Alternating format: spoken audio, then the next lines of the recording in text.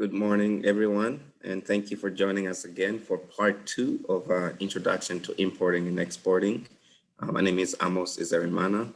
I am the Program Manager for the Office for Globalization, which is part of Louisville Forward in Louisville Metro Government. Today, we are going to continue our seminar. On Tuesday, we heard from Tony Sears from the Small Business Development Center, who went through the basics of starting a business and spoke a little bit about being export and import ready. And so today we'll go a little bit more into the considerations for importing and exporting. I'm gonna introduce our speakers for today, but just before that, I'm gonna go through part of our agenda for today. After introductions, we will hear from Brian Miller, who is the Senior International Trade Specialist for the U.S. and Foreign Commercial Service, part of U.S. Department of Commerce. He works with a team of experts to assist U.S. companies interested in selling to the international marketplace. And before that, he owned a small manufacturing firm for products he personally developed and patented in mobile electronics, jewelry, and travel goods. And he has spent 9 years in the horse racing circuit, 5 of which he was an active jockey. So Brian will talk a little bit about exporting as a manufacturer versus a distributor. And then after that, we will hear from David Robinson from the World Trade Center. David is a purchasing and trade compliance manager at E.D. Ballard Company, and he's worked there for 20 years. In the past, he worked in the tier 1 auto parts industry. David is married with 3 kids and is an avid runner. So, and then after that, we will hear again from Brian to talk about the basics of exporting and the importing process. And after Brian, we'll hear again from David on the basics of importing. And then again, if you have questions, feel free to add them in the chat or the Q&A as the speakers are speaking, and we'll get to those at the closing session of this webinar. I forgot to introduce Tony, who spoke on Tuesday, but Tony is the business coach with Kentucky Small Business Development Center in Louisville. In the past, she was the project director for Louisville Minority Business Development Center and also the director of housing at Sullivan University. In her free time, she likes to support nonprofits that seek to nurture their youth. And Tony will help us with questions towards the end as well. So that's our agenda for today. And Brian, take it away. Thank you, Amos. I appreciate it. And also a big thank you to Tony and to Janet for their efforts, obviously, for helping set this up and recruiting, and Amos, your efforts for recruiting. Thank you for your time and helping to provide the other side of the coin, if you will, from the importing side. So good afternoon, or I'm sorry, good morning, everyone, to all our attendees. Again, I appreciate everybody's time. I know everybody's busy, so I appreciate you sharing a little bit of your time with us. I'm going to go through a few things here. I'm going to start with, hopefully you guys can see this here, and bear with me. I'm going to try it from. Okay, so I want to talk a bit about first about the differences to kind of be aware of being an exporting as a manufacturer versus a distributor. This is certainly something that we get questions a lot about. Certainly a lot of smaller new to export companies oftentimes are not a manufacturer. They're a distributor in some form or fashion. They have relationships with companies that they do business with, and they sell into the domestic market, but they've decided that they want to try to dip a toe, if you will, into the international marketplaces. And these are just some of the things to kind of be aware of as you approach that. Obviously, there's some nuanced variations between the two. Whether you're a manufacturer or distributor, and it's important to be aware of those and how things impact you, as the exporter of record, as the company that is essentially selling a product overseas.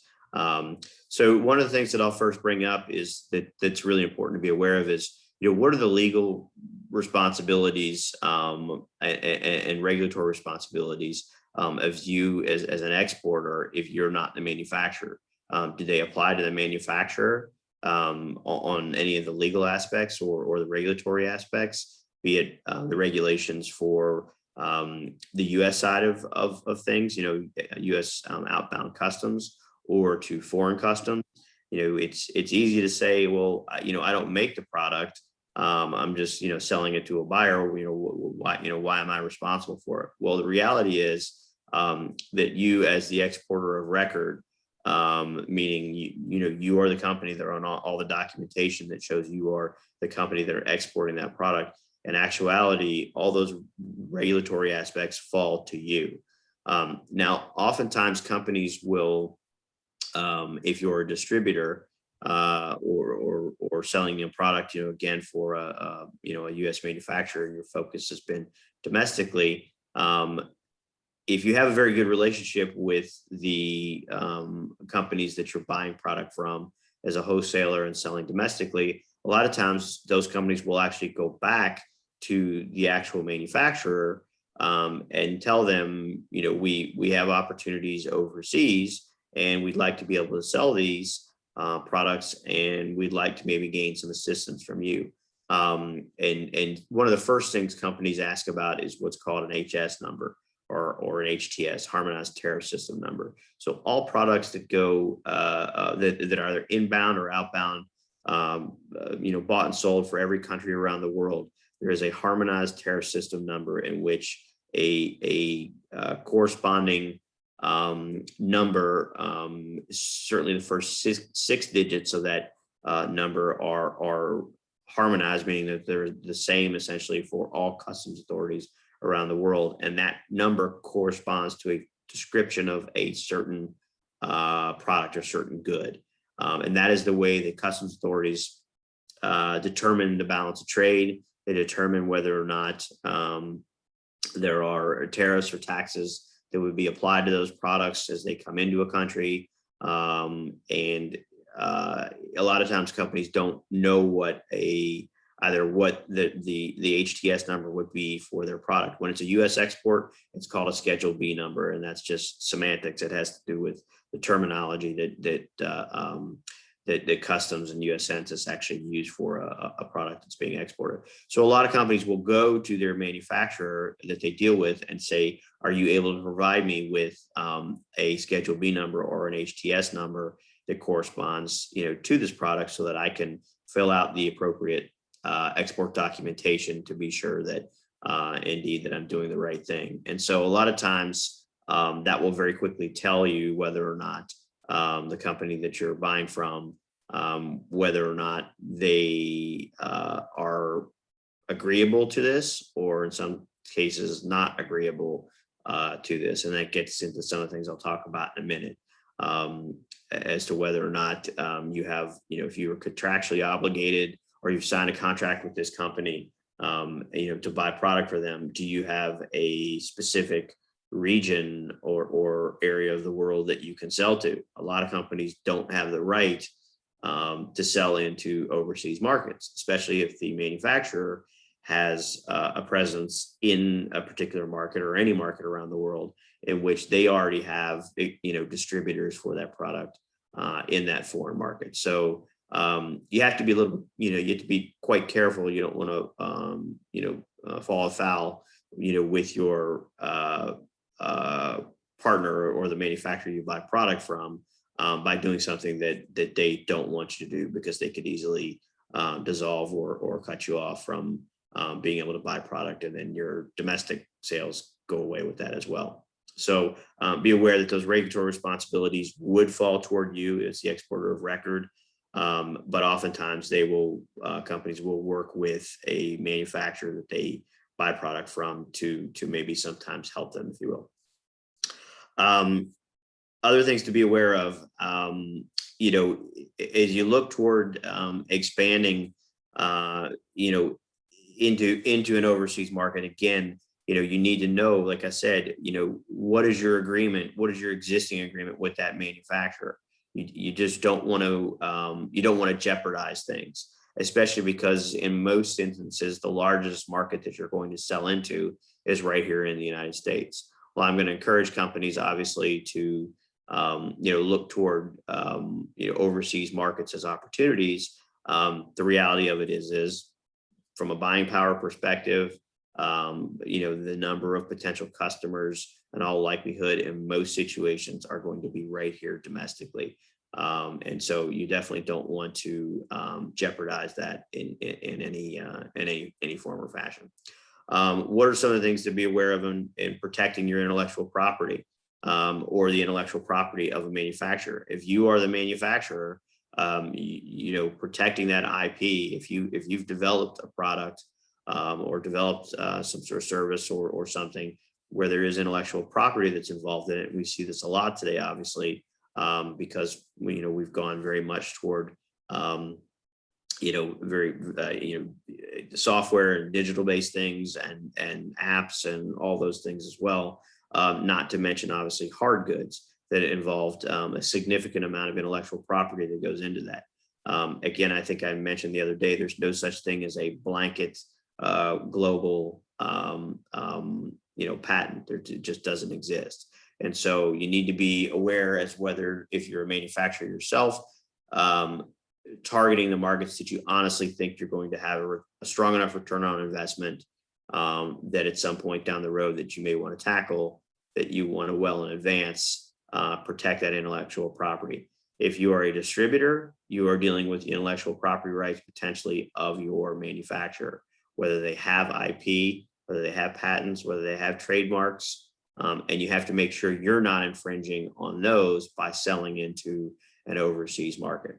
You have to be careful, again, not to ruffle the feathers of somebody that is your supplier of product. If you're simply a distributor, you need to understand what intellectual property they have on their products as well. And if you sell into a market that basically has no respect for intellectual property rights, this can create pretty significant issues between you and the manufacturer you buy from, especially if they're not doing business in those markets. Again, a note here, do you legally have are you authorized to sell product into that market? Are you an authorized distributor? One of the things I'll point out here, is gray markets. So a gray market term means that, say you buy product from a U.S. manufacturer, you're a distributor of that product here domestically, and you decide you want to try to take that product into Vietnam or Austria or anywhere around the world. What if that company that you're buying your product from, the actual manufacturer of the product, what if they already have distribution and sales agreements with existing distributors in those particular markets? What if those products are in some way have some aspect to it that is specific toward the United States, whereas those products were never meant to be sold outside the United States? I'm going to go with a really easy one to sort of just explain it here, and this is one of the easiest ways to kind of explain whether or not something would work or something would be rightfully allowed or designed or destined to stay in a specific market. I'm going to say cars right away. Here in the United States, we're left-hand drive. Okay, if you want to sell into Japan, well, you're going to have a tough time selling cars in Japan that are left-hand drive because they're right-hand drive cars, or in the UK, the United Kingdom, they're right-hand drive cars. And if you are selling cars, and again, this is a very basic way to explain it, but if you're going to try to sell, cars into a market, and say they're General Motors cars or Ford cars, into a market that was, those left-hand drive cars were never destined to be sold into a market that was right-hand drive. They may sell into that market. They may have an existing distributor network. They may have, again, strong distributor networks, service networks, all those sort of things. But the cars that were sold here in the US were never designed or destined to be sold somewhere else, because there could be some nuanced aspect to the vehicle, or any product for that matter, where it's not to be sold somewhere else. So those products going in, if you were to try to sell into that market, you were essentially selling what are considered gray market items.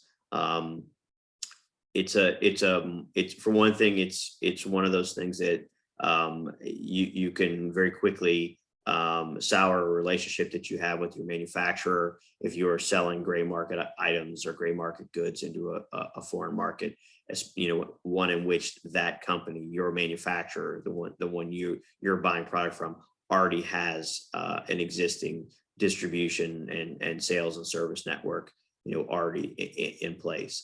They don't look very highly on that, especially if you're contractually not supposed to sell into that market or even to overseas. So just be aware of that going in. Just because you can pack it up theoretically and sell it and it gets through customs doesn't mean that it's going to be blessed, if you will, by the manufacturer that you're buying the product from. So that kind of leads me a little bit to some of the products that over the years historically for newly formed companies and new to export companies, a lot of them ask about. There's a few different. Look, my agency deals with every type of product, every type of service you could ever imagine across the board. And in the 20 years roughly that I've been doing this, the agency, I've had companies come with every type of product you could ever imagine. But I'll kind of single out a few here because these are some of the ones that get asked sort of early on for complete startup companies. They want to sell used cars, they want to sell used clothing, and then a lot of times food and alcohol. And so in each one of these situations, these are, food, alcohol, and vehicles are highly regulated. Okay. They're highly regulated because number one, food and alcohol are things that you ingest. And when you ingest something, eat something, drink something, they tend to have strict regulations on them just from a safety standpoint. And each country has its own, oftentimes, safety protocols in place. And in some situations, you deal with, if you're selling food, you deal with phytosanitary certificates. Is it, how do you keep that product safe? Does it have an expiration date? How is it shipped? Are you dealing with, vegetables or fruits and things like that? How do you protect those items from infestation of, bugs and things like that? So there's lots of things you have to be aware of going in that ultimately will likely cost you more money than you think, and being able to try to sell into an overseas market just because you think there's a demand for it doesn't mean that demand goes away. You just have to realize that, number one, are you allowed to sell that product into the market? And what are the regulatory aspects that you need to be aware of in selling, to that market? From an alcohol standpoint, again, alcohol is highly regulated and oftentimes highly taxed, around the world. And so, look, if you pack up a couple of bottles and you ship it to your friend overseas, probably not an issue. If you're trying to sell alcohol into a market where alcohol is forbidden, that obviously does become an issue. It will get seized, and it will not get through. I mean, certainly, countries where, that are halal, countries that have requirements, a lot of the Muslim countries where you can't sell alcohol or you can't sell any pork related products or anything like that. Those are things to be aware of. Again, it's going to vary from country to country what is allowed and what is not. Used vehicles, again, highly regulated. a lot of countries have a blanket um, regulations in place that simply do not allow used vehicles to be sold into a market, period. That's it. Other ones have um, allow vehicles up to a certain age, 5 years, say, that are allowed in, providing they are, again, appropriate for the market. You're not going to sell a left-hand drive car into a right-hand market, even if it's in that 5-year window. A lot of countries will have these in place based on the fact that they don't want their countries to be a dumping ground for every used vehicle that a country that has, the United States, we have, I'm not even sure how many cars we have here, forgive me, but enormous amounts. They don't want situations where companies are taking 10 and 15 and 20-year-old vehicles that simply are literally falling apart and selling these for really cheap into markets. The governments in a lot of these countries simply don't want, again, dumping grounds for all the old vehicles to come in. Now, again, some allow certain things, certain types, certain age categories, and some simply will have blanket restrictions that say absolutely no go. So you need to be aware of that in each country that you go to. Used clothing is another one where, again, it's going to depend on the market that you approach. Some will allow it. Some will allow certain types of clothing. Again, you don't want to be in a situation where you're selling clothes into a market that are literally falling apart, that have holes in it, that aren't usable.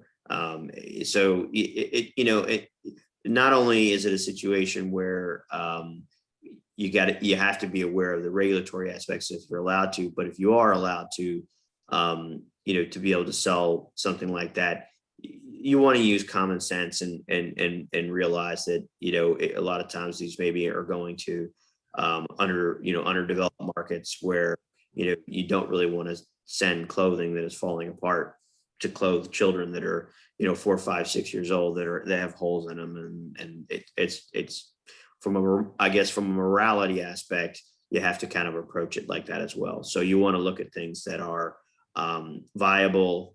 They may be used and they may have never been worn, but they're still considered used clothing because they were purchased, if you will. And companies oftentimes will gather these in bulk, and they'll fill container loads full of things to send to markets. But while a lot of developing countries will be certainly appreciative of the lower cost of these things, again, you want to be clear and not sell things that are no longer viable, if you will. I guess that's kind of the best way to say it. So again, there are there's what's called the BNA, Bureau of National Affairs Export Reference Guide, and the BNA catalogs, if you will, the regulatory regimes for an enormous amount of products that what are required, what are the documentary requirements to be able to sell product into a market, what are the regulatory aspects of what you can and can't sell into a market. If you are selling certain things, what are some of the special documentary aspects that you have to include, otherwise they're going to get stopped in customs, which is going to cost you money. It's going to cost your buyer money. When things get stopped, the clock's ticking, especially on things that are we talked about some of the food aspects, things that are perishable, and then also not only that, if you have what's called demurrage charges. So if things are sitting in a customs broker's warehouse or on the docks, if you will, at some point you or your buyer is going to start paying for those while you're waiting to get the appropriate documents to allow it in. So you want to have all those things figured out well in advance. One, can you sell it there? Is it legal to do so? Two, if it is legal, make sure you know what additional documentary aspects, and not just documentary aspects, again, from a fumigation standpoint, if you're selling things and they're palleted, and again, like I said, on the food sources, you want to make sure that those things are addressed according to U.S. regulations and the foreign regulations to make sure that they don't have that they're not infested with with bugs and things like that. Customs authorities don't look highly on that at all, and it becomes very costly to everyone involved. Bear with me here, and something that just pop up. Last thing I'll sort of note here is for you as a company, you can be either a manufacturer or a distributor and selling product domestically, or even selling product overseas. If you're allowed to to take product that you're buying from a manufacturer, you have no restrictions essentially, and you can become a distributor and you're selling them as your company, just selling a product just like you would domestically. But there's also another area where you actually can act as the export management company, where you're sort of contractually handling the export process, and you are essentially the export arm, if you will, on behalf of a U.S. manufacturer. Say a U.S. manufacturer sells product domestically, they can be sort of any size company, if you will, but usually large companies, if they're going to get into global markets, they probably have already developed some sort of team, if you will, that focuses specifically on international. But a lot of times, small to medium-sized enterprises that have strong sales in the U.S. and that's really where their focus is, they may be all for selling products overseas, but they don't have the resources in-house or the time or inclination to focus on that. They're focused on the domestic market. So as an export management company, you can come in if you have the experience, and I will say you have to have all your ducks in a row to even approach companies on this, because a lot of times you're going to get one shot and you really need to know what you're doing. But you could present yourself as an EMC, as an export management company, and there's another version, an export trading company. I won't get too I won't really talk about that at this point, but that's another version, if you will, but has some nuanced differences. But as an export management company, again, you say to the manufacturer that you're buying product from, say, look, we would like to act as the arm for your company that handles all your export transactions. You get a cut of the product that you're selling, on behalf of that company. You handle the sales and marketing aspect, you handle the logistics, everything that involves getting that product, to potentially foreign customers. And many U.S. companies are open to this option. Again, simply because they're very focused on their domestic sales, and they don't want to either hire more people or pull people off existing projects. So they hire an export management company, again, to be just that, manage their export portfolio and developing markets, and then it falls to you and your company if that's what you are, if you act as an EMC. So those are kind of some of the major things to be aware of. Dave, I would certainly ask you if there as you go into your presentations, if there's other things you want to add or comments you want to make, please, I ask you to do so. I know yours is more focused on the import side, but I know you have experience going both directions. So certainly, please add to it, as you see fit. So with that, I'm going to stop sharing and turn it back over to David for his portion, and then I will be back shortly. Brian, before we hand it over to David, there was a question that came up that was actually applicable to this slide. Sure, I'm sorry. She asked about the, when you were talking about the BNA regulations and you went through that. Her question is, what about medical disposable suppliers? Is there some type of regulation for that? Medical disposable suppliers? Mm-hmm. I'm not sure I understand. Is that meaning just like disposable waste, like medical waste disposal? She just says medical. Let's see if she'll respond. Is it clothing? Is it needles? Is it, it's kind of particular to what it actually is. Correct. She hasn't responded yet. Okay. So I'll try to cover a little bit if I can. So as far as medical disposable as it sounds, you know, if you're talking about products that are you know, used to, you know, for hazardous materials, after you use a needle, you dispose of it in you know, in a box, that sort of thing. Or, you know, certainly over the last year, we've all known, you know, the enormous need for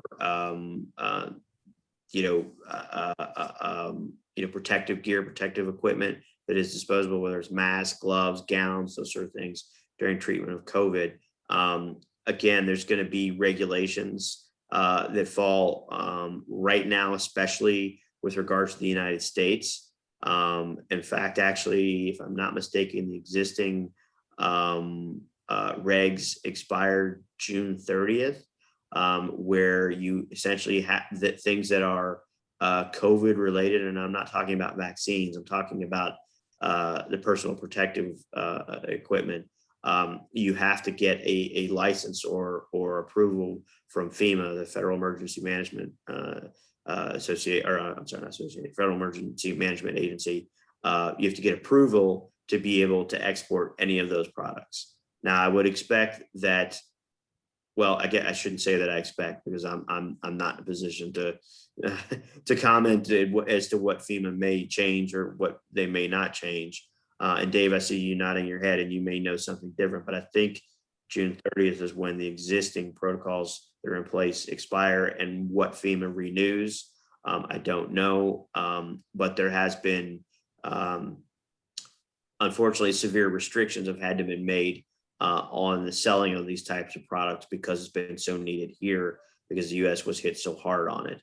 Now, as we are moving, further out, hopefully more and more people are vaccinated, and COVID hopefully is waning. It is, but hopefully it continues to do so more. FEMA may be reevaluating that and allowing more companies either the licenses to be able to sell those types of products overseas, or there may be at some point they may remove those restrictions completely. I simply don't know yet.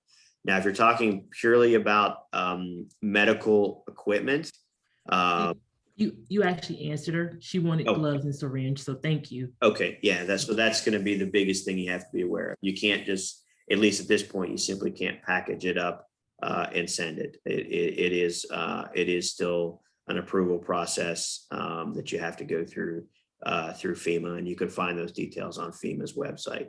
I think it's probably FEMA.gov, but it's Federal Emergency Management Agency. Are there other questions? Oh, that was it. I'm sorry I interrupted, but I just knew that it was applicable to this slide. So thank you. No apologies at all. I appreciate you jumping out. I should have asked if there were any questions before I was ready to pass the baton.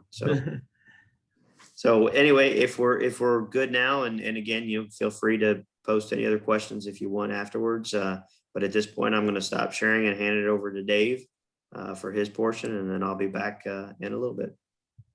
Hey, thanks, Brian. That was really great. Gosh, what a lot of wealth of knowledge. That is fantastic. Good stuff there. I learned a lot, and I've been doing this for a long time, so really appreciate that. Let me share my screen, gang. Let me know, can you see anything now or not at all? You can see it. Okay, good. Guys and girls out there, thanks a lot for joining us. Really appreciate it. I don't know if you guys watched Wave TV or the news, but something weird happened last night. Did you see that that there was a big shipment of, they called like AirPods for those iPhones that came in, and they were counterfeit, and it's a big story right now in Louisville. So it was an import that got seized, like $330,000 worth of stuff. And so just as today we're doing importing, it got seized at the Louisville airport, and that's a gateway, or actually UPS that got seized at. But it's a big thing right now. So just as a general note, you got to know what you're importing. I mean, who knows? I mean, these people could have thought they were buying genuine goods and they were counterfeit. But the moral of the story is if you're the importer, you're actually liable for these type of events. I mean, you think, hey, I just bought something. How am I supposed to know? Well, unfortunately, as an importer, you do have a lot of liability. And the part of today's talk, what I'm going to talk about is just how to manage importing, how to reduce your risk, how to make it as easy as possible. And I think that the general rule more than anything is, you want to start small, you want to be careful and work your way up. People think it's like a real great science, importing and exporting, and it's perfect and it's like a machine, but it's really more of an art. As someone who's imported a lot of goods over the years, I've imported stuff. We've had the same paperwork, same process, and we've successfully imported it 5 times, and the sixth time, get stuck in customs, and we have to work through some stuff. So as someone who has imported a lot over their lifetime and career, just my general advice to you: start small, start easy, and know the parties you're dealing with. So let me go to the first slide here. So one of the considerations you got to know is, what are you importing? It sounds easy, but Brian talked a lot about a harmonized code, an HTS code. Every part again has a number that's assigned to it. So when the federal government or CBP comes, you get an entry in, a shipment coming in to you, they're going to look at that harmonized code, that number that's on the paperwork, and they're going to try to figure out what it is. And that code is like a key. It lets the government know what you're importing, what kind of regulations are involved. So that code is kind of the master information that you need. And say you have a code and you've got paperwork that doesn't match, you may be in trouble. But that code's really critical. You need to know that code before you start to import. And Brian talked a lot about this stuff, but from a we're in different markets. He's in export. Every country has different laws that vary an extreme amount. I mean, you might ship something to Saudi Arabia and ship the same thing to Australia, and you might need different paperwork, different regulations. It's a totally different thing. Importing, we're doing a standard process. We're importing through the United States. It matters where you're importing from, but the first consideration you need to know is what are you importing? Is it a custom good? Is it like a general good? If it's just like a piece of metal or a hammer or nail or something. Those are general. They're easy to import. There's not a lot of regulations around those type of things. Is it a gray market good? Maybe the person thought they were importing AirPods that were approved Apple, I doubt it, but approved from Apple, and they thought they were just importing it and they were going to resell it. So, there's a lot of risk there too. If you're buying stuff and the price looks too good to be true, it probably is. And you need to do some research because, the federal government's not going to, they can do some things to go out after the exporters in other countries when you import, but they know you're here and you're liable. So, that's one thing to be considered of. Are you importing food products? That's something Brian went over quite a bit. The FDA may be involved. There may be special regulations. It's just not like free reign where you can import anything you want overseas. And that harmonized code is the key that lets the government know specifically what paperwork and regulations that you need to do. So you need to make sure you get the right code, and you are responsible for that code. If your exporter sends you some bogus code, well, the government's gonna come after you. So anyway, not to scare you, it's pretty easy usually, but I'm just trying to give you an extreme measure. That's why you need to start small, start easy, start simple. Are you importing animal products? Are you importing live fish? Or there's some other agencies involved in that. So these are the things you need to ask yourself: what are you going to import? And so that's kind of the first consideration. The next consideration is, where is it coming from? There's some places around the world you can't import from. You can't import from Cuba, even though it's lessened up a little bit, but you can't import from Iran. You can't, unless you have some special circumstances around it. Russia's not a great place. China's becoming more regulated, even though, people are importing from China like crazy, right? But, you have to pay some additional tariffs now for a lot of the products. And you have to consider the duty rates, right? When you import stuff into the United States, it varies widely. A lot of general products, you may only pay 1 or 2% duty rate.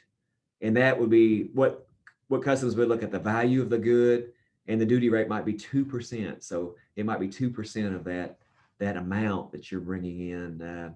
And on stuff that's China stuff, there might be a 30% punitive tariff on it now. So you need to know your product and what you're importing and where's it coming from, right? Because I've had some people who have been importing from Vietnam, and they thought they were importing Vietnamese parts, but actually they were just passed through from China, and they were made in China. So really, they should have to pay that 30% punitive tariff, but they weren't, because thought they were coming from Vietnam. So there's some issues that companies work with. So you need to know, where is it coming from? That's a really important aspect of what you're importing.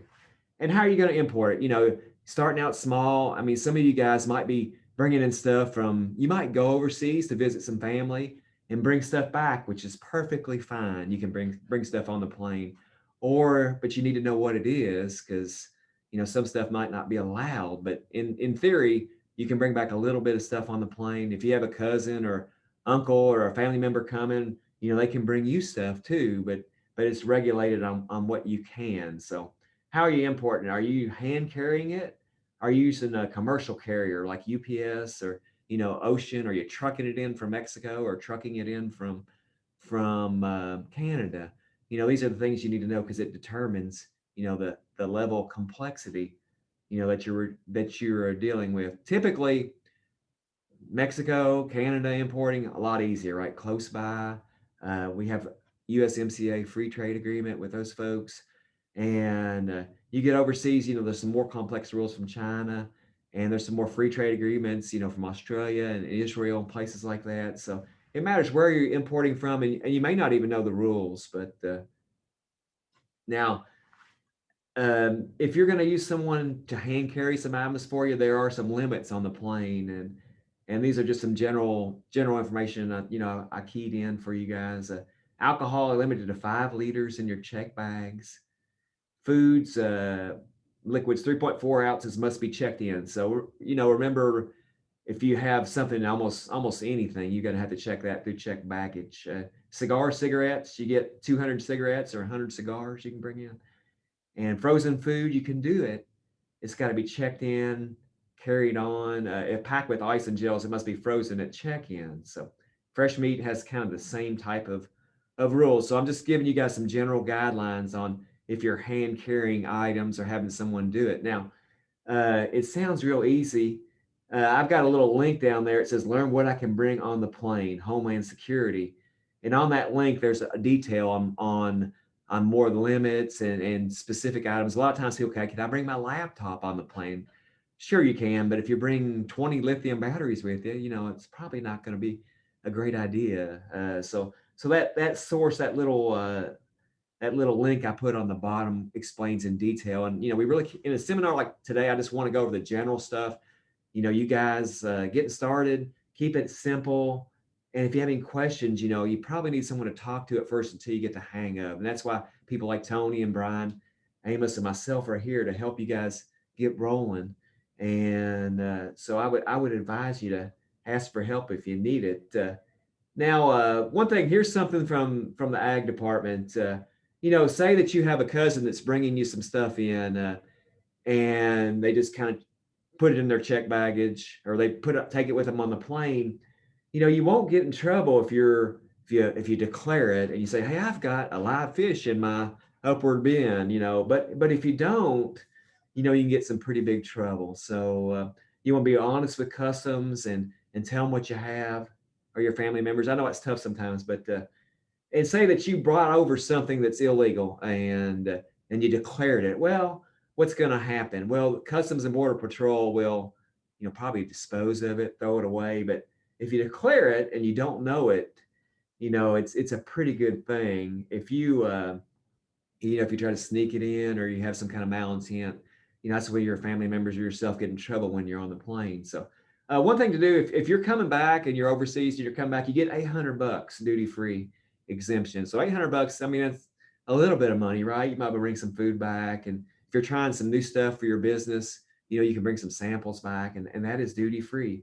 And what do? You fill out a form. When you're on the plane, you'll fill out a form, a CBP form 6059. You'll declare what you have. And if it's under 800, you get to declare it duty free. If you're having like your cousin coming over or a visitor, it's only limited to $100. So if they declare over $100, they'll have to pay duties and taxes on the goods when they get in to the United States. So that's, for my first part of this presentation, I just want to keep it simple. You guys get started out, keep it simple, have a good time with it. And you really need, for your first few shipments, if you haven't imported, you probably need someone you can trust, an advisor, someone who's done it before, or one of us can help. But, at this point, this is my introductory presentation. I'll come back later. I want to turn it back over to, if there's any questions or Brian, if there's nothing out there. Tony, is there anything out there at all, or do you want to? Right now, we have all our questions answered. Okay, So good thank you. deal. Okay. Well, I'll turn it back over to Brian. He's got some pretty cool stuff to talk about. Then I'll finish up with a little more detailed information on importing here in a few seconds. So let me unshare my screen. Okay, stop share, and we'll pass it back to Brian. Thanks, gang. I'll be back in a few minutes. Thank you, David. So bear with me here. Get to this. Okay.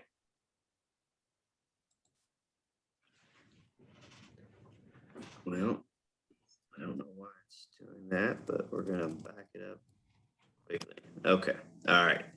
So again, David, thank you. I appreciate it. I learned some things there as well myself. I don't know that I've ever been on a plane where anyone had a live fish in the overhead compartment, but I'm sure nothing would surprise anything with the airlines or Customs and Border Protection these days, certainly.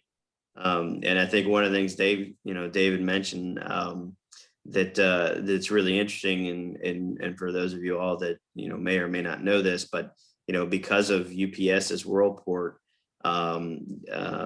being here in Louisville, that's really the reason why Louisville International Airport is an international airport. We have no outbound commercial flights that go overseas. It's all for goods. It's goods and services that come into and out of Louisville because of the Worldport. It's a huge operation, and there's a massive amount of goods that are moved through their facility on a daily basis. I think during peak, if I'm not mistaken, peak time right before Christmas, they're running about 130 to 140 airplanes every evening or every day.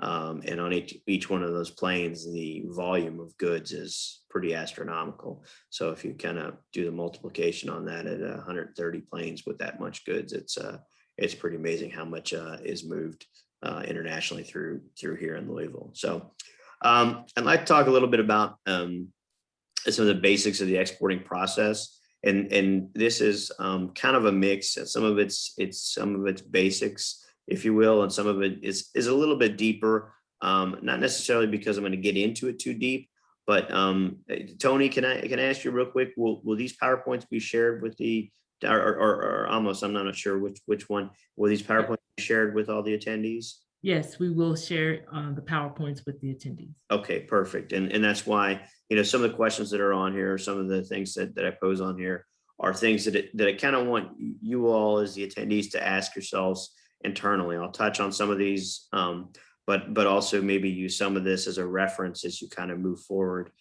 in this process and determining whether or not you want to jump into, or how you jump into becoming an international or a global company selling overseas. So one of the first things that I put up a lot of times when I do presentations is this statistic, and it's always a moving target each time, every year that I do presentations. The numbers tend to grow more than you think, if you will. But the current global population is about 7.7 billion people. By 2030, in 9 years, we're going to add almost another billion people. By 2050, we're going to be at 9.7 billion. As you see, the numbers go out from there. Now, the global population, if I'm not mistaken, first hit 1 billion people in about 1820. So in roughly 200 years, we've gone from 1 billion people on the planet to 7.7 billion. So if you just look at the numbers, the growth rate of people is tremendous. And with that growth rate of people, that potentially means that there are more customers for you around the world for whatever your product is. It doesn't mean everybody has the equal buying power, and there are going to be some markets that have much more opportunity and much more potential from a buying power perspective. And some markets are going to have more opportunity because of the need of the product. Even if the buying power may be lower, if the price point of the product is lower, but the need is high, it offers certainly some potential. As you see, I kind of note the markets that are projected to have the greatest growth in the coming years. And I think it was roughly half the world's population will be concentrated, our world's population growth will be concentrated in 9 countries.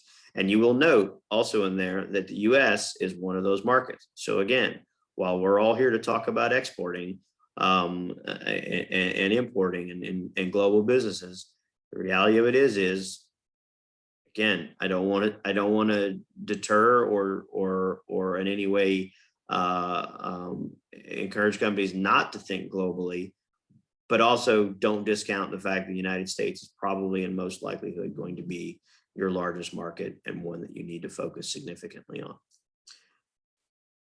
So is exporting worth the effort? Well, yes, absolutely. And then I'm going to give you some reasons why. Diversification in any situation will help companies by and large manage or weather changes that can be financially detrimental to companies. So if you have more products, if you have more markets, if you have more customers, it's not always moving up or down economically globally in the same way. Some places are up, some places are down. Sales can be up in certain areas, so sales can be down in other areas. You know, an example, and this is, even after last year, the past year of what, for all intents and purposes has been a pretty horrific year globally, not just from the loss of life, but from the financial challenges. There were plenty of companies that made an enormous amount of money during COVID. They were oftentimes companies that were well diversified in many ways. They happened to sell products that worked out well for situations where we became a little more isolated, but there's a lot of different reasons that sort of factor into it, but a lot of it was simply diversification. They were in lots of different places, and as different places have opened at different rates around the world, they've grown in some places while some places have been slower. If they'd have only been invested in one country or one market, they would have to wait it out until that one country was in a position to where things started opening and people started getting out and being able to spend and go out and do things again. So the diversification is an important part of it. It can simply be one of the best ways to expand your business, selling in global markets, and statistics show that, companies that are involved in global sales are by and large considerably more profitable. And I think some stats here, so 17% more profitable. I've even seen statistics, higher than that in some studies that show the companies that are, global businesses are more profitable, even again in that 17%. I say it states here, smooth your business cycles. So one of the things that I'll kind of use to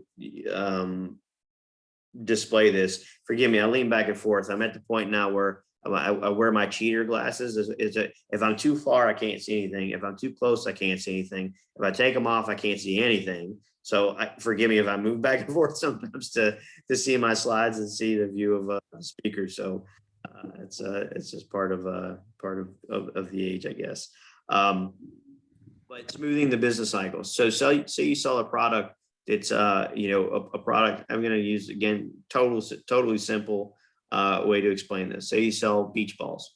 Fantastic. Spring and summertime, outstanding here in the US. Our business is great. We sell a ton of them. We make a ton of them. We sell a ton of them. And then in the fall, it starts to taper off. And by wintertime, we've got no business at all. We're just quiet. We're doing some R&D. We're trying to come up with new colors or new things for beach balls. And we're waiting for spring and summer to come to where it starts selling again. Well, what about the rest of the world that's in the Southern hemisphere? Remember, seasons are flipped. So if you start looking at South America or Australia or New Zealand, they're when we're in wintertime, they're in summertime. So it's logical to look at those as potential markets that suddenly, all of a sudden, you got sales throughout the year. And then again, that's a very a simplified way to approach it, but it's an easy way to explain that, ways to take advantage of differences from location to location. Obviously, in that situation, you're using your production capabilities to its fullest extent. You're not sitting idle during certain times of the year because of you don't typically have sales because of seasonal issues, if you will. Bear with me here. Things popping up everywhere. You're going to increase your competitiveness because if you're in lots of different markets, you can have comparative advantages in some markets that are better than others. And in some aspects, it's going to equal out. In markets where you don't have quite the comparative advantage or competitive advantage, if you will, in certain markets, other ones you'll have stronger ones. And by and large, by spreading that out, overall, you're going to be more competitive just globally, if you will. You increase the value of your intellectual property if you're able to license it to overseas markets. If you have lots of IP that you've put in to create a product, there's lots of different ways to sell that overseas. One of those things is licensing it as well. If you choose to sell your business down the road, overall, its value is going to be higher because you are a global company. You're selling in lots of different markets. You're not a single market seller. You have customers spread out potentially all over the world that not only, again, increases your overall profitability, but it is oftentimes more advantageous to you and also more enticing to a potential buyer if somewhere down the road you decide to sell the company. Are your companies, your products and services a good candidate to sell in overseas markets? So okay, quite a bit on the next few slides, and so I won't kind of go in too deep on these, but you have to sort of make an evaluation as to whether or not your product or services or some of your product and services are good candidates for overseas sales, for global sales. You want to evaluate the potential of those products and services. One of the first things you want to look at, again, for any successful exporting company that I've ever come across, well, I won't say any, but I'm going to say 99% of the successful exporting companies that I come across, one of the first key things that I'm going to ask them is, are you successful selling domestically? Because companies that come in and say, I want to sell globally because I'm not doing well here in the US. Well, again, in most situations, for most products, US is going to be your strongest market. And so if you're coming in with the idea that you're going to sell things all around the world because you can't sell it here in the US, in most situations, that's not a great business model to build off of. We want to see companies that have that stability, have that success selling domestically before they really sort of look at overseas markets. But with that said, if you are successful selling here, if you look at countries that have similar needs and potentially has similar purchasing parity, the ability to purchase products at similar prices, there's a chance that your products may be successful in those global markets, some of those overseas markets. So there's a comparison, if you will. What are the unique aspects of your products?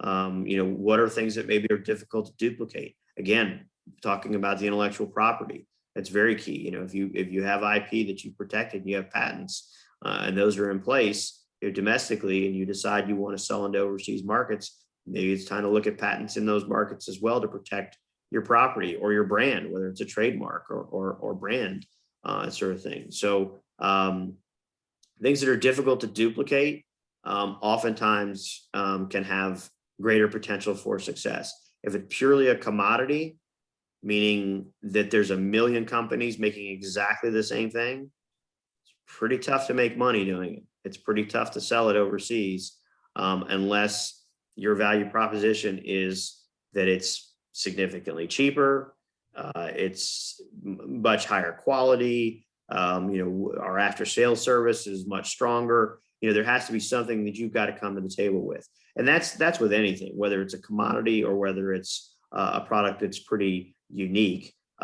You have to be prepared to have a strong value proposition as to the why your customers or potential customers should want to buy from you. And you've got to be willing, you have to have something very clearly defined as to what that is. You can't go in saying, well, ours is just better. You got to explain why. What are the reasons why is it better? And so you got to think about that again internally with your company as to what those may be. What's your company's goal in exporting? Is it simply just to grow your company?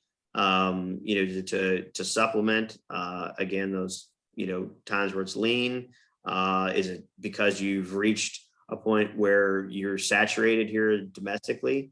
You've sold as much as you possibly could to as many customers here, and you got as much customer base as you can. And now your company's growth is restricted by only selling in the US. So then maybe it's time where, okay, we need to start looking for companies overseas or customers overseas to be able to have that growth model continue to expand. Product licensing, again, some products, are going to require special approval, as we noted earlier, that, and I think I talked about this on Tuesday, that, require special licenses from the US government to be able to sell overseas. This is going to impact you. Are you selling military type items? Are you selling items that are controlled by military items? I'm going to not get too deep on this, but military items, there's an agency called DDTC, Director of Defense Trade Control, which is part of the State Department, that says anything that is on the US munitions list, things that go boom or things that are involved in delivering things that go boom, be it, again, missiles, guns, airplanes, ships, helicopters, and all the ancillary components that go into that, those are going to fall under the DDTC regulations or ITAR regulations. That means you're going to have to be required to file for export licenses before you ever even can consider selling them. Those are the types of things, if you sell without it, or if you sell products to, as Dave mentioned earlier on the import side, there are certain countries that are straight embargo countries. You can't do business selling, you can't sell products to Iran. You can't sell products to North Korea. You can't sell products to Cuba. There are some markets that have sanctions. Sanctions aren't as broad as total embargo, but you may have individuals or entities that you can't sell to. You may be able to sell product to Russia, but there may be certain people or individuals that are on denied parties lists, and you need to make sure that who you're selling it to are not on those lists. And there are places, there's what's called the consolidated lists, and those are where all the federal agencies consolidate in one location, and these are updated weekly. All the entities, meaning companies or individuals, that you simply cannot do business with, unless in some situations there you may potentially be required to gain some sort of license to be able to sell to. There are some situations that do allow that, but the appropriate federal authority would have to provide you a license to be able to allow you to do that, whether it's ATF, alcohol, tobacco, and firearms. Again, Bureau of Industry and Security, which are the dual use commodities. Those are the types of things where most people, most of the clients that I work with fall into. Bureau of Industry and Security is a commerce agency. So it's a sister agency, under the umbrella of the agency or the cabinet level that I work in. But they govern products that are dual use, meaning you may sell it completely for an industrial application. You're selling products, and I'm going to simplify. Say you sell pencils, and those pencils have graphite in it. Okay, it's graphite pencil. That's all we do. I'm selling it to blueprint and draftsmen and women, in whatever market around the world. It's just graphite. Well, graphite is also used in nuclear. Forgive me, the name escaped me, but the rods that are used in nuclear facilities. And so, depending on where you're selling it to, graphite in specific, types or volumes or things like that could potentially put you in a situation where you would have to file for an export license. Doesn't mean you can't sell it. The embargo countries you can't sell to. That's a no-go. The sanctioned parties, those are typically a no-go. Other aspects where you're selling that require a license, it doesn't mean you can't sell it. It just means you have to go through the appropriate steps to do it. And a note on here also, realize that is time consuming and it has financial implications too, to file for these licenses. It's not like you're going to find a customer and say, okay, I'm going to have this to you, in 2 weeks or in 2 days of the Amazon, business model now. And we all expect that now. We're all conditioned now that we want everything right away. Companies are the same way, just like, consumers are. We want things quick. We want things, as quickly as possible, and when you involve product, licensing, those are things that are going to take time. You have to file for the licenses. You have to get approval. You have to get the appropriate federal agency to look at who your buyer is and where they're located, and give their blessing as to whether or not you can sell to them. And again, there are financial costs in doing so, especially with regards to things that are governed by DDTC, the Director of Defense Trade Control. So that impacts your return on investment. Does it make sense? Can I be profitable when I add all these things to it? And those are things you need to ask yourself internally. After sales service and required training, I'm going to kind of group those two together. If you sell overseas, how do if you're selling a product that, is set and forget, it's a consumer product, there's nothing to after sales service. You don't have to worry about it. You're selling, hand tools. I'm going to say that sort of thing. I mean, yes, they can break theoretically, but, selling a hammer, you kind of got two parts. If one of them breaks, it's kind of a broken product. If it happens, maybe in a warranty period, maybe you have to replace it, but otherwise it's not going to require a lot of after sales service. If you're selling MRI equipment to hospitals, there might be training involved that you have to train personnel in those hospitals how to run the MRI equipment or a CT scanner or an X-ray machine, whatever it may be. And what are the after sales service? If you're selling products that's used in construction equipment, heavy equipment, Caterpillar type products, earth movers or those sort of things. How do you deal with the after sales service? Those engines need to be serviced. The hydraulics need to be serviced. If you're just selling it, are you selling it yourself and just, here you go, I'll send it to you, you deal with it? Or do you have a distributor in place that deals with those after sales service? So you got to kind of factor that, keep that in mind. Again, I kind of noted this earlier, and forgive me if it's sort of repetitive here, but that product distinctiveness, really what are the unique features of your product that's different, that provides that competitive, or comparative advantage in being able to sell into the overseas markets. Hugely important. Again, commodities, pretty tough to do business in and make money on. Things that are unique, that are highly engineered, oftentimes are going to have more of an opportunity to potentially, have that ability to sell and make, a reasonable return on it. A lot of times for a lot of companies, I mentioned just a minute ago, the Amazon aspect. Some companies are purely reactionary in their export sales. They have their own website up. and they have it set up as an e-commerce platform where companies, can order things around the world from your website. Keep in mind, from a regulatory side, those regs still apply. If somebody hits check, click, drops it in their basket, and they pay for it, it's still your responsibility to make sure that any regs that are applicable to that product, be it U.S. regulations or the country that they're exporting to, where the buyer's located, that still applies. You have to make sure you abide by those regulations before you pack that item up and sell it. Just because it's e-commerce doesn't mean that they don't apply. Third-party e-commerce, the Amazon aspect, same exact thing. You may have an Amazon store. You're selling product on there. Again, it's reactionary. It's out there. You're not proactively seeking it, but somebody from overseas puts it in their basket. They buy it.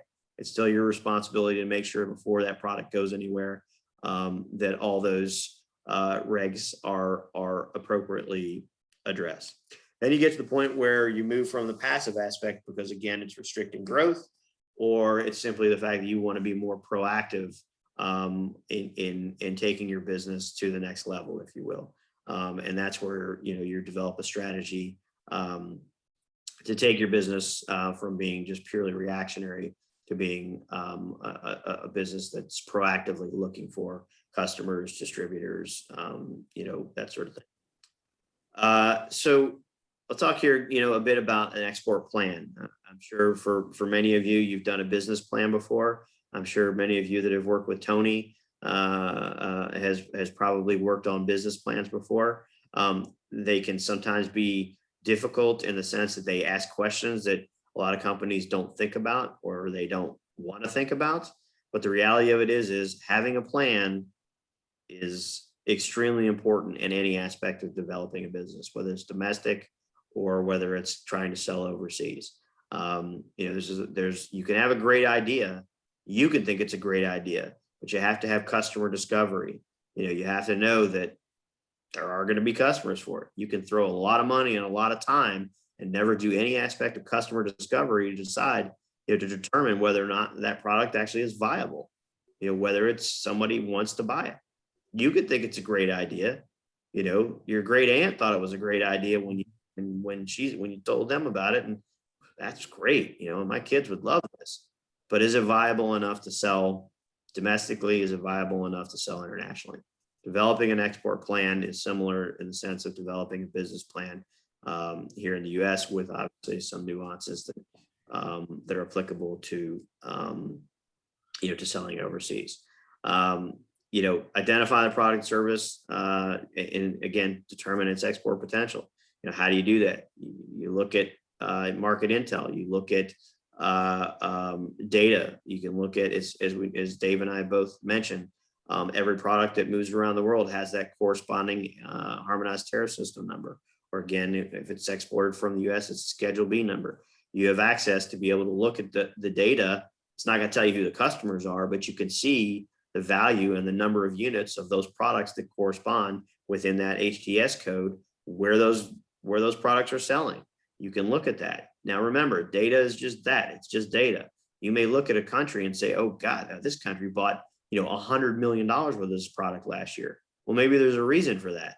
Maybe there's 10,000 people selling that same exact product into that country.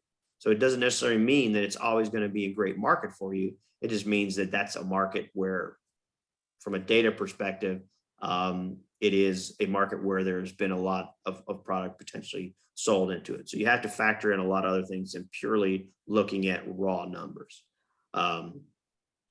Deciding on a pricing strategy, and forgive me, there's what's called Trade Stats Express, and forgive me for not noting that here, but I think on the link that I have at the bottom, we'll take you to some of the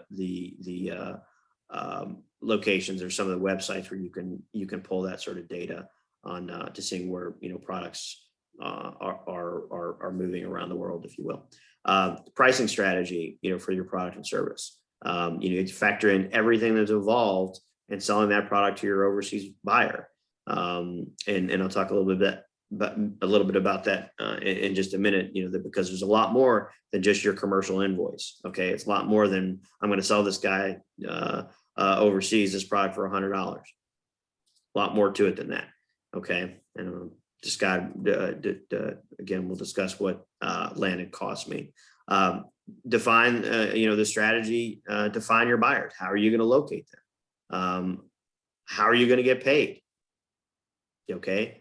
This is something that you don't want to make mistakes on. A couple of mistakes on these, and I've seen companies that are new companies that fail to protect themselves or don't deal with the payment process properly and get into a situation where product is shipped and payment wasn't made, or payment was paid by credit card and the credit card was stolen. And 2 months later, that US company is out of business. Doesn't take much to have a couple of mistakes on a non-payment issue to really impact a small startup. Okay. Understanding the logistics process. How do you get products to your buyers? Who pays for what? Are they pay for the insurance? Are they paying for the transportation? There's a thing called Incoterms, international commercial terms, which clearly defines when you sell a product overseas, who's responsible for what at what point in time. Okay. Simplest way to say it, at one end of the spectrum is what's called Ex Works, meaning you basically make that product available at the back dock of your company, and the buyer arranges for every single other thing from there on out. The other end of the spectrum is delivered duty paid, meaning you're delivering that product to the buyer, including you are paying the duty. Okay, any applicable tariffs and taxes, your company would be paying for that. Don't advise that at all. It's your customer is buying it, and you have to factor in the fact that they may have duties and taxes that are applicable to it, and that's where you have to decide also on your payment structure or your fee structure, because if the tariff and duties and taxes on that $100 item, okay, again, like I said, I was talking a little bit before about landed cost. By the time they pay for shipping, by the time they pay for any tariffs and taxes, and this is going to vary on the product and vary on the market that it's going to, that item that you were selling that product to them for $100 for now may cost them $150. Is that product viable in the market at $150 price point? It may not be any longer.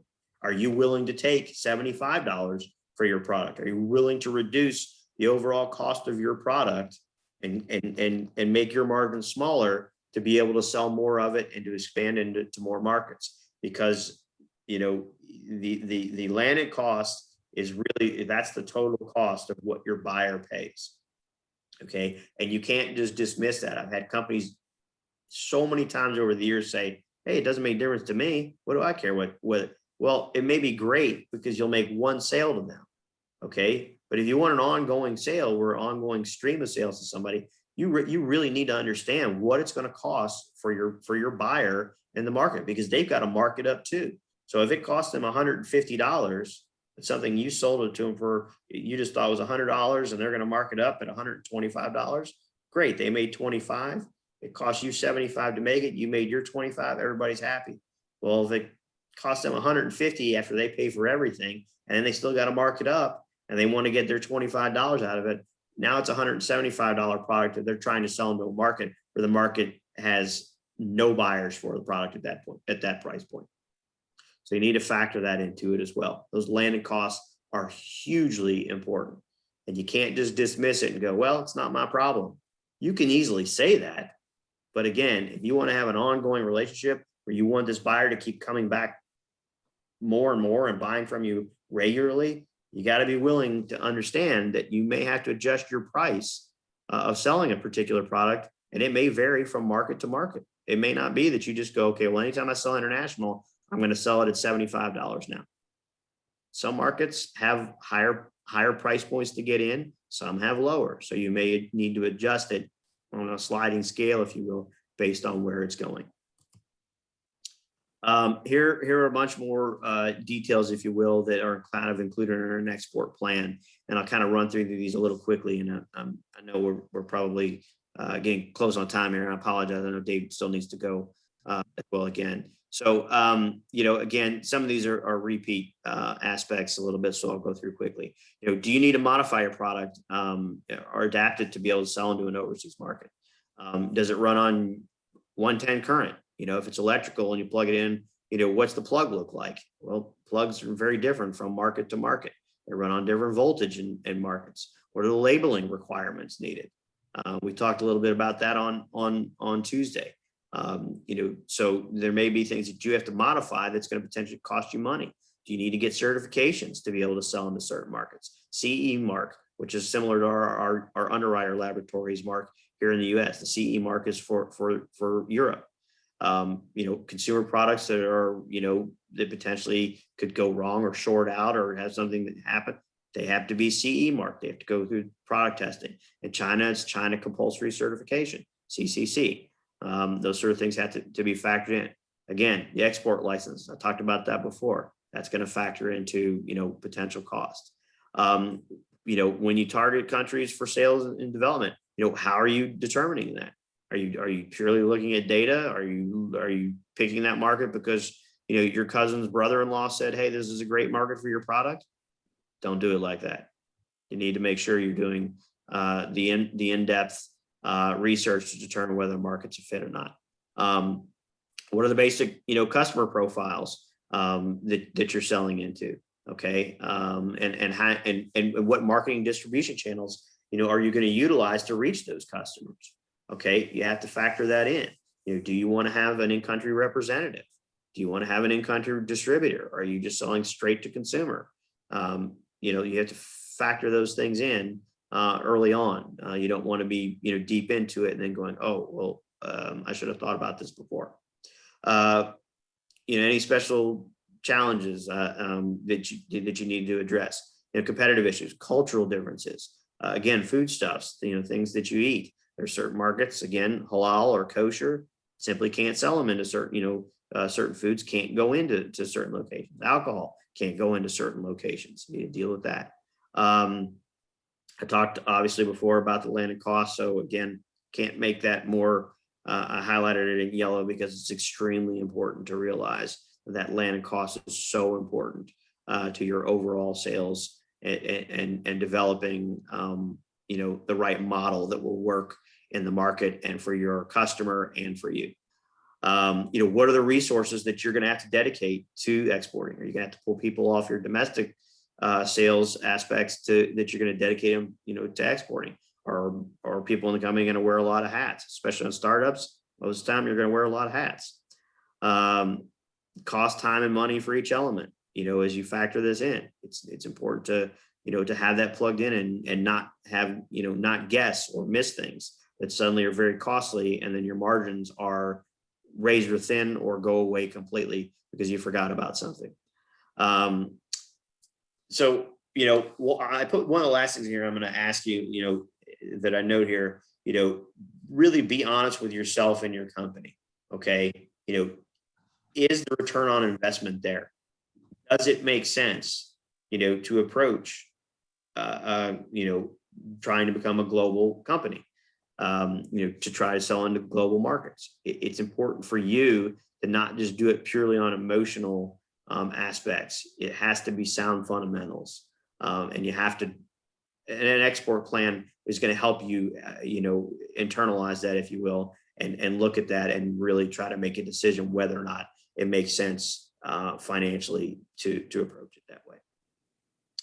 We covered this before. Exporting to manufacturer distributor. I'll run through this, these parts quickly here.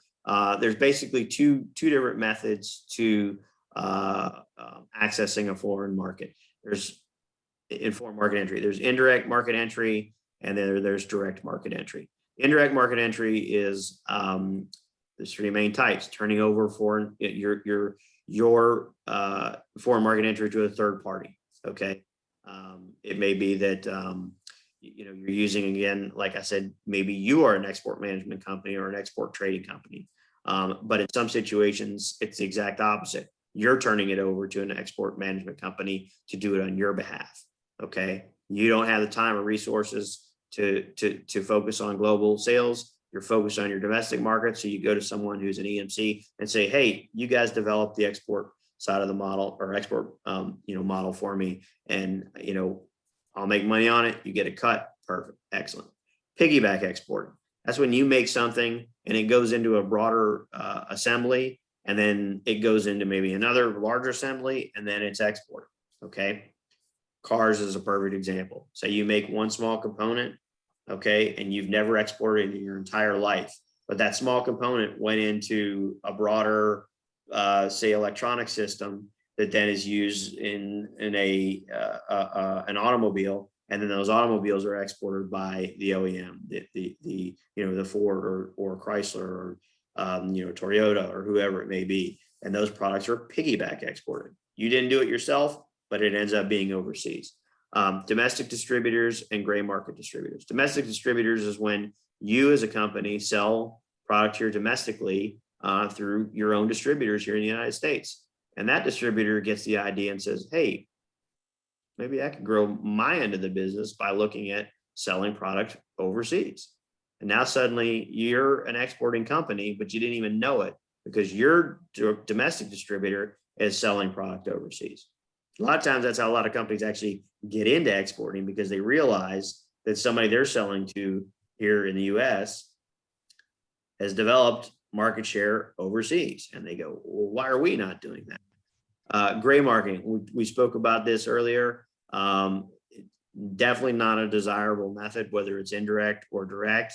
It can be a situation where, your domestic distributor, if you will, is selling in a markets maybe that you do have a presence in, okay, or you do have distributors in, and they don't have the rights or the ability to sell into that market. So keep that in mind as well. Direct market entry. This is when it takes, basically you're taking it to the next step where you're focused on developing that market by, again, doing the market research, doing the market intel, gathering the appropriate, intel to make an educated decision whether or not a market is a fit, and how do I access it at that point? How do I find the customers? Are you going to sign up an inter-country sales representative? Okay. Are you going to use a distributor? Are you using a licensing agreement? Am I going to open an office, in that country? Those are direct marketing. You're looking for customers by leveraging and utilizing resources that you have essentially either on the payroll or part of your company to look for those, those export opportunities. Working with the right partner overseas, hugely important. You got to understand who, if you're signing up with somebody, know what their capabilities are, know what their reach is, know what their scope is, what's their experience level. Do they know the market? Do they know who the potential customers are? Are they well versed in the importing process, if you will, and selling your type of product? You need to have, if you're signing things contractually, obviously you want to have a defined geographic territory. You may want to have performance clauses in place that says, okay, you have 1 year, you have to do this amount of business within the first year. If they don't reach those performance clauses, then you have the right to dissolve it, if you will. I'll note here some of the things that our agency does in doing business-to-business matchmaking. As I mentioned on our call Tuesday, my agency is a federal agency for the trade investment section of all the U.S. embassies and consulates around the world. So we're in about 80 countries and about 145 U.S. embassies and consulates. So we do different things called, partner searches. We have international partner searches. Right now, we're doing a lot of what are called international partner searches, or an IPS plus virtual. These are when we would work with you, your company, my counterparts overseas, myself, and your company would all have internal discussions to very clearly understand who your target audience is. We help to, answer questions and evaluate what are the competitive issues, what are things to be aware of. Can you be successful there? Is the ROI there? The good, the bad, and the ugly, okay, if you will. If it looks like you could have potential, we cast the net, if you will, in various ways, in helping to locate potential, viable buyers for your products. Oftentimes, again, it's going to be distributors or representatives, or in some case end users if you're selling to, maybe it's business to government sales, or it may be in some B2B sales if it's not just like a consumer product, it's going to, where you've got 10 million type of customers. That's where you're going to use a representative or distributors to then help sort of figure out ways to sell it broadly. But in the B2B, if you're selling, very expensive, highly engineered equipment where there's only a handful of prospective buyers for that type of equipment, it may be actually directly B2B. Once we get past COVID again, we'll go back to doing what are called gold key services, where we do those matchmaking services where we actually set up those meetings for you in country instead of being virtual, where we're doing like we're doing now with the prospective customers or reps, if you will. They will be set up in country, because it's usually important. You have to realize in a lot of countries, developing a rapport, developing those relationships with prospective distributors or customers is really important, and being face to face with people is, especially early on, can be hugely important and can be a factor in whether or not there's a successful deal signed, if you will. Trade missions and trade shows. We join, do joint trade missions and things with Dave's group at World Trade Center. Over the years, we've done many of these trade missions. We've also done them jointly with the Kentucky Cabinet for Economic Development. They've been governor-led missions. Some of them are trade missions that are led by senior personnel out of Washington, on the federal side.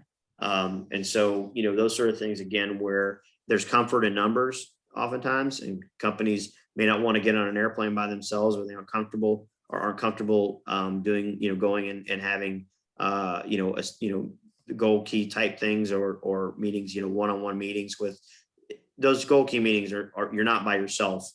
Our personnel from the U.S. Embassy, if at all possible, will take part in the meetings with you. So you're not solely alone. We can arrange for interpreters and drivers and things like that. But on trade missions, those are situations where you're going to be traveling potentially with lots of different other companies. Some of them may be competitors, some of them may be completely different and totally outside of anything that you're doing. But trade missions can be hugely impactful method of reaching potential customers, where again, there's sort of comfort numbers, especially in those early stages for companies that have never traveled overseas. Those are great ways to do it. Trade shows domestically, in trade fairs and trade shows overseas, where there's a U.S. pavilion exhibiting those types of things. Those are all types of areas where there's support that can be offered by our agency on exhibiting at those shows. This is hugely important. I want to note this, and I think after this, I think I'll shut up. And I think, again, I probably overrun my time. I apologize. But due diligence is hugely important. Okay, understanding who you're doing business with. If it's a one-off sale, make sure you're protected from a financial perspective. Okay, make sure you're doing either wire transfer, or you're using a confirmed irrevocable letter of credit. Financial mechanisms that make sure you get paid. Okay, not a major. I won't say not. The due diligence aspect.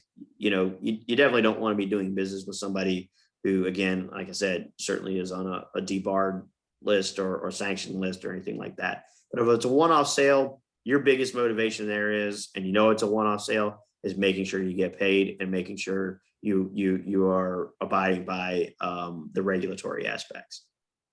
Okay. But if you are signing up with someone, if you're signing a contract with someone that's going to be either a 1-year contract, a 5-year contract, or regardless of what it is, and you are contractually obligated in working with this person or this company for a certain amount of time, you better know who you're doing business with. You have to understand that conducting your due diligence is so important, because it is, if it goes south because you didn't do your due diligence, understand U.S. law doesn't always take precedence, and you may be stuck paying this individual for the next year or 5 years, even if they do absolutely nothing. Okay, so make sure you understand and do everything you can to find out as much as you can about that individual and that company before you're ever signing on the dotted line. Okay, if they're operating out of the trunk of their car, and that's how they do their sales, and maybe that's the appropriate method and that's what you need, perfect. But if that's not what you need, and you have someone that presents themselves with a nice fancy website that looks great, but in reality, there's no wizard behind the curtain. Okay. They make themselves sound like they've got this sales force, 500 strong. In reality, it's one person. Okay. You got to know this. You want to know what you're dealing with before you're contractually obligated, and sign on the dotted line, to work with someone like that. D&B, Dun & Bradstreet, does background checks on companies. Our agency, we do something what's called an international company profile, which again looks very deeply into a company, their history, their financials. We will interview those companies. We'll make sure the individuals in those companies haven't been, in and out of, or haven't been, dealt with, litigation, being sued multiple times, or the company hasn't been in and out of bankruptcy. If at all possible, we'll gain financial details from the company. If possible, my counterparts overseas will sit and actually interview them directly. We'll sit down, we'll go to their place of business, and someone from the U.S. Embassy is going to go and sit down with them and help you understand fully who you're working with before you ever sign on the dotted line. So here's a summary. This kind of just goes an overview of some of the things that we talked about. Again, focus on your business plan. Assess whether or not it's right for you. You have the commitment, you have the capacity, the capability, the want, the desire, and the return on investment to determine whether or not your company should even be focused on international.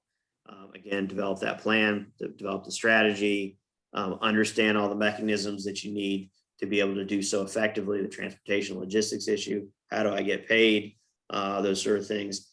And again, I will reiterate what everybody else on this call has said: leverage your trade promotion partners like Tony, like David, like Amos, like the Kentucky Academy for Economic Development, my agency. I mean, there's lots of people here, in the state of Kentucky, and that's what we're here for. We're here to help you make those decisions. You may not always like what we tell you, okay? And I'll be perfectly honest with that. But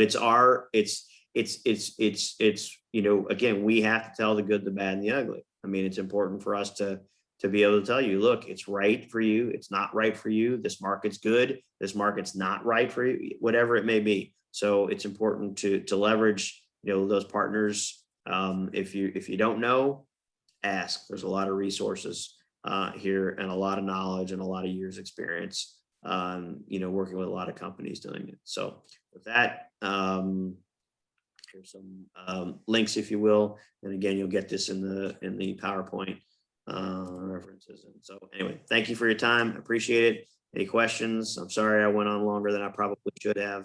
But Tony, I don't know if there's any questions or. There is one.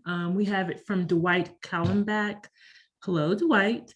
His question is, considering a COA, if I work with a U.S. third-party toll manufacturing company in order to protect myself from the overseas buyer learning my source, can I use a statement of composition instead of a COA issued by the manufacturer? Wow. So Dwight, I'm going to be perfectly honest with you. That is something that I'm not going to be able to answer right offhand.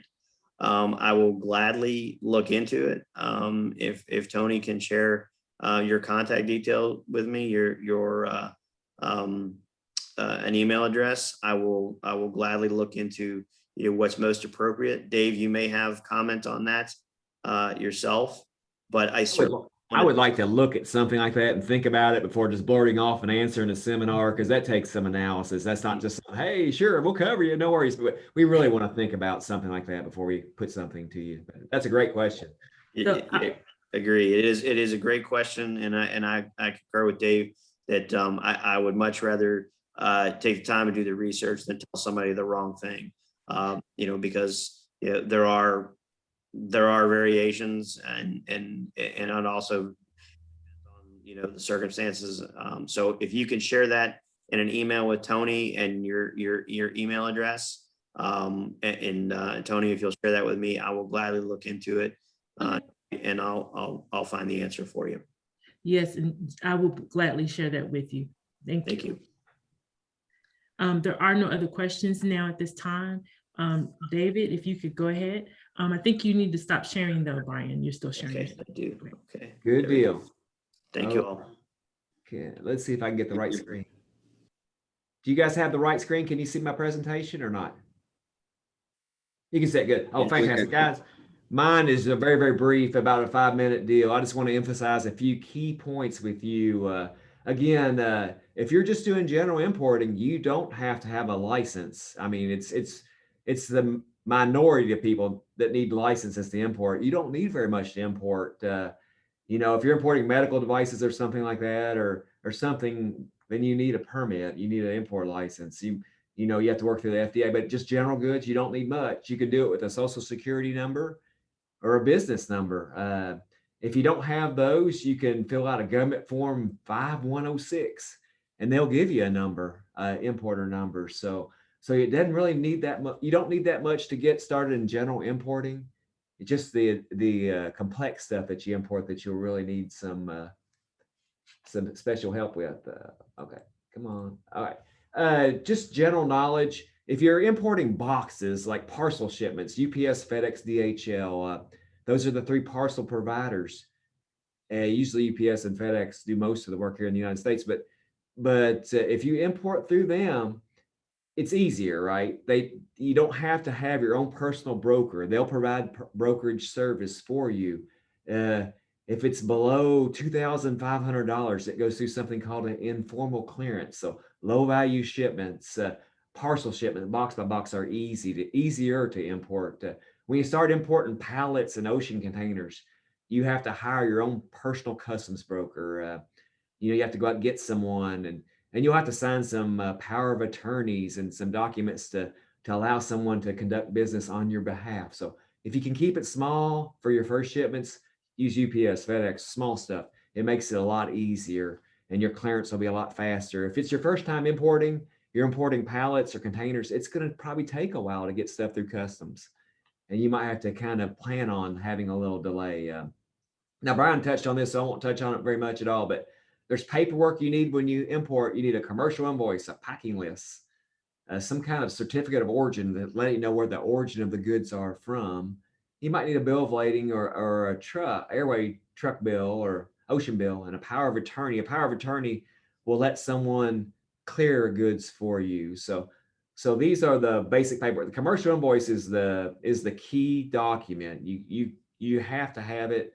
The other stuff you need it, but commercial invoice is kind of the playbook. A commercial invoice contains your harmonized code, the value of the goods, what the goods are, a description. So that's really what you need. And usually your importer is actually doing that for you. They're making the commercial invoice. So you need to make sure you know what they have on that paper. If you can get them to send it to you beforehand, it's a lot better.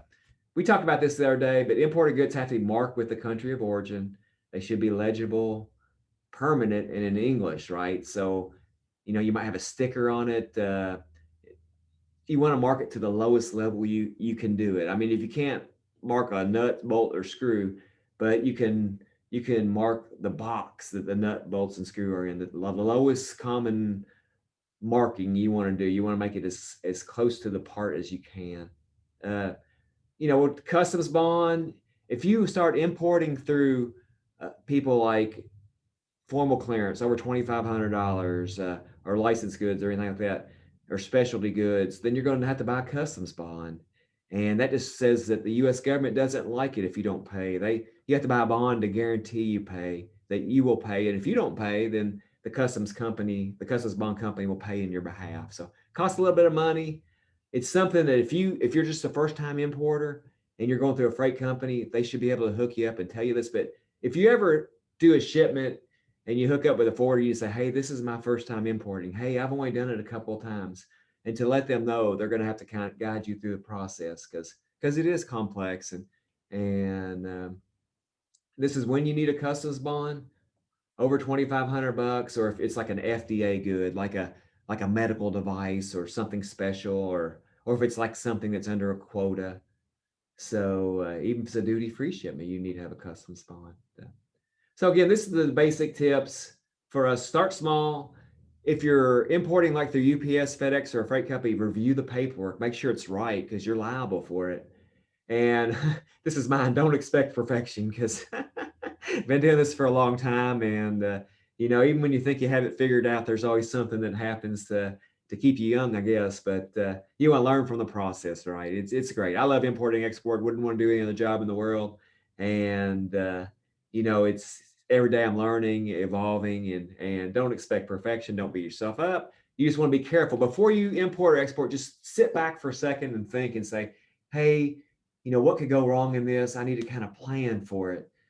And if you expect to get stuff overnight, cleared customs in someone's house, then, you know, you don't want to overpromise too. You want to keep it simple and easy. So that's the bulk of my presentation, guys. You know, we can take any kind of questions. I can turn it back over to Amos, and but I appreciate y'all being with us, and it's so kind of you to attend, and we're out here for you. So thanks again from my side. Well, I want to thank both of you, gentlemen. You all are a great amount of information. You all are just your sources that are just exceptional. So thank you all for being a part of today's webinar. Amos actually, he asked me to go ahead and take over because he had to exit for a few minutes here. So, but I just wanted to thank you all for being a part of today's webinar. And I think you all have actually answered all the questions that were in the Q&A. I'm just going to wait just one more second here to make sure we don't have any questions. Yes. I think you all have answered all of our questions. So I'm going to go ahead and end our webinar today. Again, thank you, gentlemen, for participating today. You all gave great information. I learned so much. So thank you all. And I would like to thank all of our attendees for being a part of today's webinar. Feel free to reach out to either David or Brian or myself with any questions you might have. Again, a recording of today's webinar will be available to you all via email by Monday.